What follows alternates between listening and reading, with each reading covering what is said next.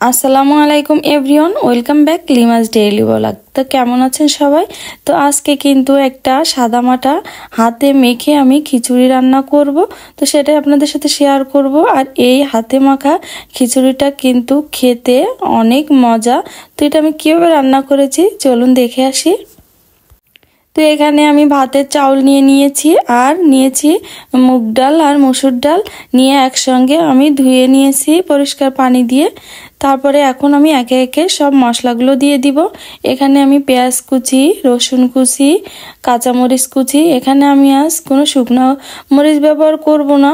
তো আমি এখানে 5-6টি কাঁচামরিচ দিয়ে দিয়েছি, স্বাদ মতো লবণ, হলুদের গুঁড়া, জিরার গুঁড়া, গরম মশলা গুঁড়া হাফ চামচ, কিছু গরম মশলা আস্ত দিয়েছি, আর এখানে একটু আদা বাটা দিয়ে দিলাম, একটু ভাজা জিরার গুঁড়া দিয়ে দিলাম। তারপরে কিছুটা সয়াবিন তেল দিয়ে আমি এটা সমস্ত মশলাগুলো হাতে মেখে নিব। আসলে এভাবে খিচুড়িটা রান্না করলে কিন্তু অনেক মজার হয়। তো আমি মশলাগুলো সুন্দর করে হাত দিয়ে মিক্সড করে নিব। আসলে হাতে মেখে যে কোনো জিনিসে রান্না করলে কিন্তু মজাটা একটু অন্যরকমই হয়। তারপরে যে আমার হাতে মেখে নেওয়া হয়ে গেছে, তো আমি এই খিচুড়িটা কিন্তু আজ প্রেসার কুকারে বসাবো। তো তার জন্য আমি চুলাতে একটা প্রেসার কুকার দিয়েছি। তারপরে এই হাতে মাখা এই চাল ডালগুলো আমি প্রেসার কুকারে দিয়ে দিব। তো একদম ঝটপট ভাবে কিন্তু এই খিচুড়িটা হয়ে যায় কোনো ঝামেলা ছাড়াই। তারপরে আমি পাত্রটা ধুয়ে আমি এখানে পরিমাণ মতো পানি দিয়ে দিব। তো পানির মাপটা কিন্তু আমি আঙ্গুল দিয়ে মেপে দিব পানিটা, তাহলে কিন্তু আর কম বেশি হবে না।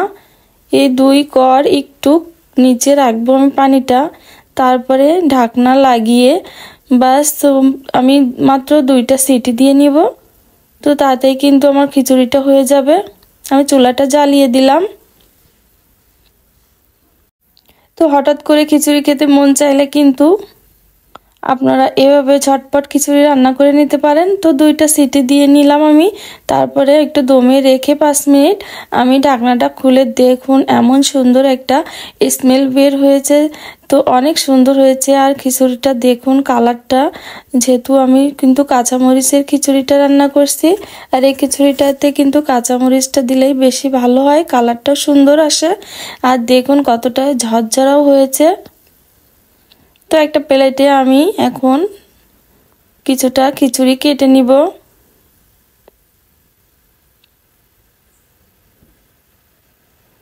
আর এই শীতে গরম গরম খিচুড়ি হলে তো আর কথাই নেই। সঙ্গে কিন্তু একটু ডিম ভাজি, একটু আচার, একটু শুকনো মরিচ, ব্যাস এটাই যথেষ্ট, একদম জমে যাবে। তো আমি একটা প্লেটে বেড়ে নিলাম। তারপরে দেখুন আমি কিছু কাঁচা পেঁয়াজ, একটু আচারের তেল আর একটু শুকনো মরিচ ডিম ভাজি দিয়ে এখন এটা খেয়ে নিব। তো কেমন হয়েছে দেখুন আমার খিচুড়িটা। যদি ভালো লাগে লাইক কমেন্ট শেয়ার করবেন, আর ইউটিউব থেকে দেখলে সাবস্ক্রাইব করতে ভুলবেন না। দেখা হবে নেক্সট কোনো ভিডিওতে। আল্লাহ হাফেজ।